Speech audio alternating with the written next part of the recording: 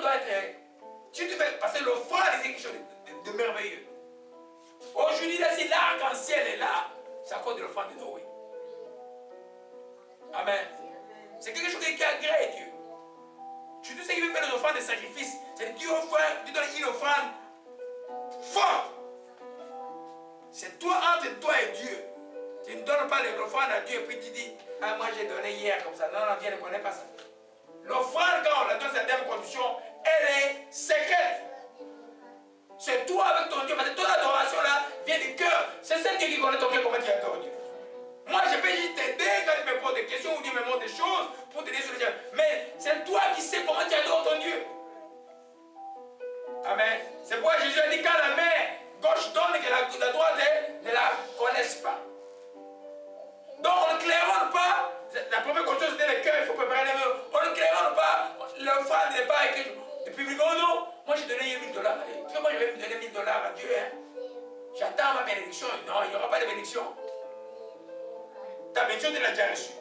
Tu veux que les gens sachent que tu as donné 1000 $. C'est ça ta bénédiction. C'est ce que Jésus enseigne. Ça, c'est mon père qui m'a appris ces principes-là. Quand on donne à Dieu, c'est que la gauche donne, la droite ne le sait pas. Parce que Dieu aime celui qui donne dans les secrets. Il dit dans les secrets, il voit que tu donnes avec un cœur sincère. Alléluia.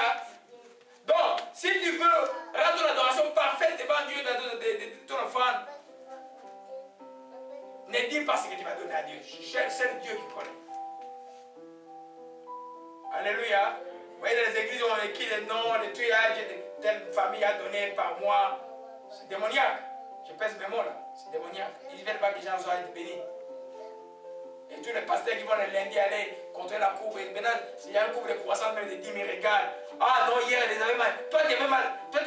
Comment est-ce qu'un pasteur peut dire à quelqu'un que tes dîmes ont diminué? Ce n'est pas dans la ville, là. Ce n'est pas un Africain ou quoi, c'est un blanc en plus.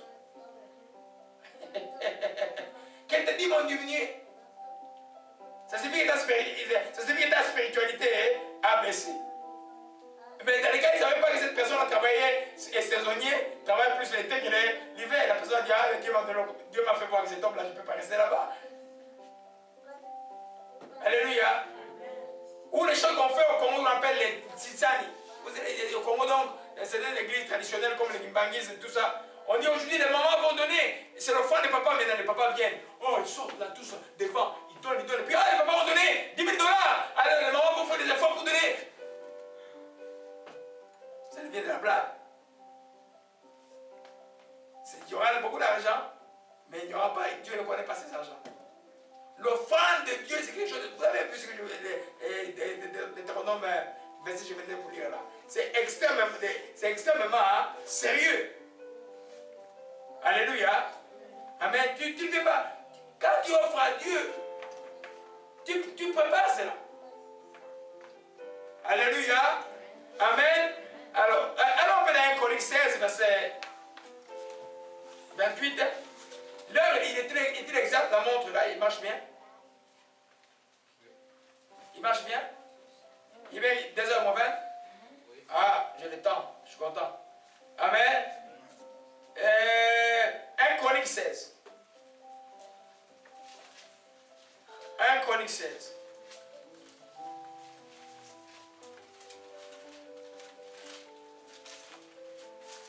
Amen. C'est compliqué les choses, hein. Je suis en train de prier, je suis invité quelque part ce soir. Et puis l'esprit dit que tous sont égarés. Mais comment je dis, mais Seigneur, je fais quoi si tous sont égarés? Je fais quoi? Je pars ou je pars pas? Hein? C'est quand même bizarre. Hein? Et c'est les gens qui sont des écoles publiques et puis ils font les écoles publiques, mais ils sont tous mercantiles et puis Dieu n'est pas content. Si je passe pour leur parler, quoi qu'ils ne me connaissent pas, je vais leur parler. Alléluia. Et 1 Corinthiens 16, verset 28 à 29. Famille des peuples, rendez à l'Éternel gloire et honneur. Rendez à l'Éternel gloire pour son nom, apportez des offrandes, venez à sa présence, prosternez-vous devant ses saints ornements. Amen. Voyez un peu, apportez des offrandes et venez prosternez-vous. Je suis en train de vous montrer que donner, c'est une forme d'adoration. Vous honorez Dieu. Lui n'a pas besoin de votre argent. Vous avez besoin de lui. Mais quand vous donnez, lui, on va voir donner des amis ou quoi bientôt là. Amen. C'est-à-dire qu'en quelque sorte, vous dites qu'il est le premier dans votre vie. Qu'est-ce qu'il ne peut pas faire pour vous? Alléluia. Amen. Vous savez qu'il y a un grand principe. On était au Centrafrique, on payait presque rien là par mois. Des fois, on avait un peu des difficultés. On est ici là, on n'est pas nombreux. Je n'ai jamais fait des appels, donner ici, j'écris au nom, on va nous souffrir sur le nom. On est toujours à jour. Quand il y a un petit problème, eux-mêmes ils règlent ça là-bas. Vous savez, quand il faut être honnête dans la vie là. La matière d'argent dans votre propre vie, dans votre famille ou dans l'église, si vous ne la gérez pas, vous avez beaucoup de problèmes. Parce que l'argent est important dans ce monde. Alléluia. Amen. Donc apportez des offrandes et venez à présent, portez-vous devant ces saints ornements. Juste pour dire, ces saints ornements, ce n'est pas comme les ornements catholiques là. On est dans l'Ancien Testament là. Aujourd'hui, il n'y a plus de saints ornements là. Aujourd'hui, vous adorez Dieu en esprit et en vérité. Quand il y a certains produits de l'Ancien Testament, quand vous le lisez, faites très attention. Parce que les catholiques vont prendre, va croire que c'est les sacristies là. Non, il n'y a plus de ces ornements, il n'y en a plus besoin. Vous adorez Dieu en esprit et en vérité. Alléluia. Amen. Amen. Donc la troisième condition, dans l'Ancien Testament, on appelle ça offrande sans défaut. Amen. Offrande sans défaut. C'est-à-dire que tu ne peux pas, si ton bœuf boite, là tu ne peux pas l'offrir à Dieu. S'il a une oreille coupée, là tu ne peux pas l'offrir à Dieu. S'il a sa masculinité écrasée, tu ne peux pas offrir à Dieu. Tout ce qui est difformité, tout ce qui est une belle chétive, un animal malade, tu ne peux pas offrir à Dieu. Amen. Comment vous changez cela aujourd'hui en termes monétaires? C'est beaucoup d'argent et c'est peu d'argent. Je reviens, ça dépend de votre avoir. Amen. Moi, quand je marche dans les pauvres de la rue, je ne peux pas donner moins de 2,50 $. L'hamburger maintenant c'est combien? C'est ça mon prix. Je ne peux pas donner à un pauvre de la rue moins de 2,50 $. Mais ça va le faire quoi? Sinon je ne donne pas ou je donne. Des fois il y en a qui s'y tombent, le juge ou bien il prend 20 $, il crie de joie. Je vous allez voir ça, des bénédictions, vous allez voir l'enseignement est très profond. Alléluia.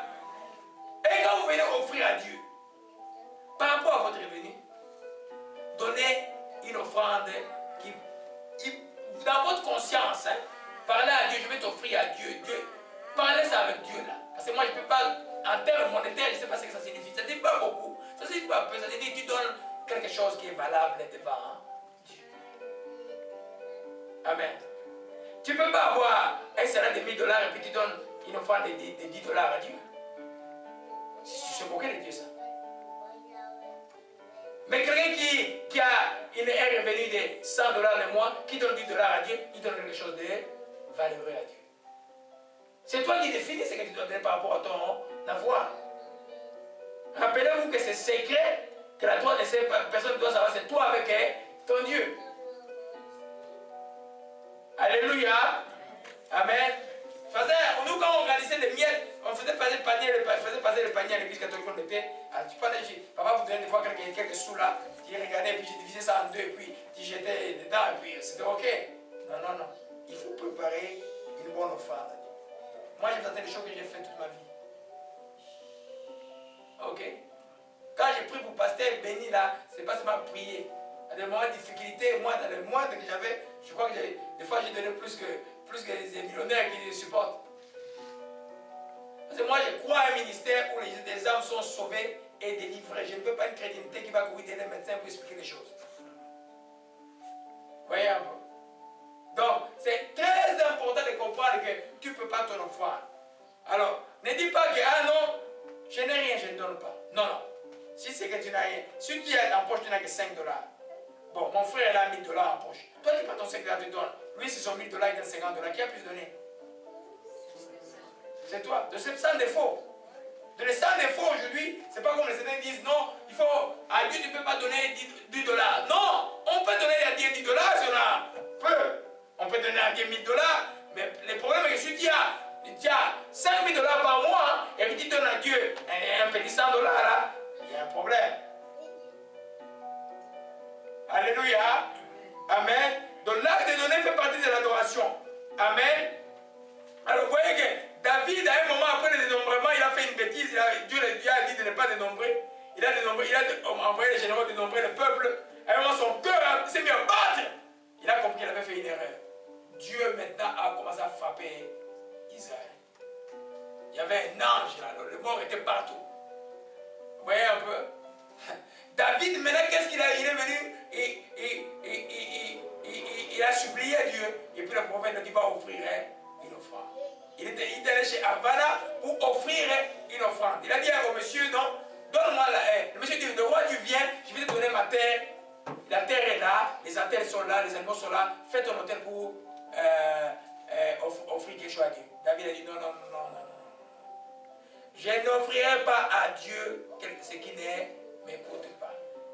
Il a acheté cette terre, il a offert à Dieu et la plaie s'était arrêtée. Amen. Pourquoi l'argent interfère dans le monde spirituel? Parce que l'argent, le cœur de l'homme est trop attaché à l'argent. Mais quand tu commences à te libérer de ça, c'est que tu es quelqu'un qui est libéré spirituellement. Quand l'offrir à Dieu, ce n'est pas un problème, c'est que spirituellement, tu es libéré. C'est pourquoi j'ai dit que moi, je vois un paramètre entre celui qui prie, celui qui donne et celui qui gère. Vous voyez un peu? Quelqu'un m'envoyait toujours un chèque de 10 dollars. Il envoyait toujours un chèque de 10 dollars. C'est quelqu'un qui gagnait beaucoup d'argent. Je dis, mais c'est quoi cet homme-là? C'est la première fois que j'ai dit comme, je me suis dit, mais cet homme-là n'est pas correct. Donc, il t'envoie un chèque de l'étranger de 10 dollars, un chèque qui te coûte plus cher en transaction.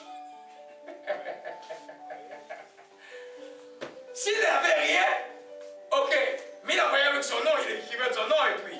Donc, j'ai commencé à prier pour la personne pendant longtemps, puis j'ai découvert que la personne était passée le chemin.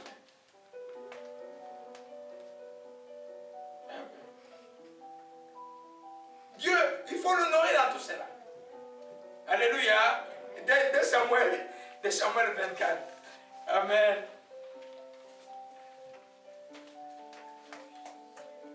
Dès Samuel 24. Et des fois, tu vois, voyez, combien d'argent on dépense pour les boissons qu'on boit là, les sucres là. Imagine-toi que ton offrande à Dieu équivaut à ton argent que tu bois pour les coca, les jus et tout ça. Et tu trouves ça normal? C'est pas normal. Si ton envoi est petit, oui, il n'y a pas de problème. Mais si ton envoi est grand, tu ne peux pas limiter Dieu à ce niveau-là.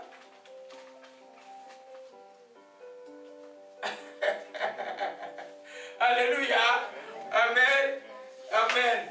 L'Esprit m'a dit cette année, je dois aller en profondeur dans cette étude. Parce que l'enseignement de 2003, il paraît que selon lui, je n'étais pas trop en profondeur. Cette année, je vais vous choquer là. Il y a plein de choses qui arrivent. On va y aller jusqu'au mois de juillet. Les 10 juillet, on va terminer. Amen. Amen. C'est-à-dire que moi, je ne peux pas offrir à Dieu quelque chose là qui équivaut à un coca. Non. J'avais un petit revenu qui m'est resté, je crois, de 140 $, quelque part. On me payait 140 $. J'ai dit, mais qu'est-ce que je vais faire avec 140 $? Qu'est-ce que j'enseigne? Si ce que j'ai dans ma main n'est pas suffisant, c'est quoi? Hein? C'est une semence. Je commence à s'aimer directement la totalité.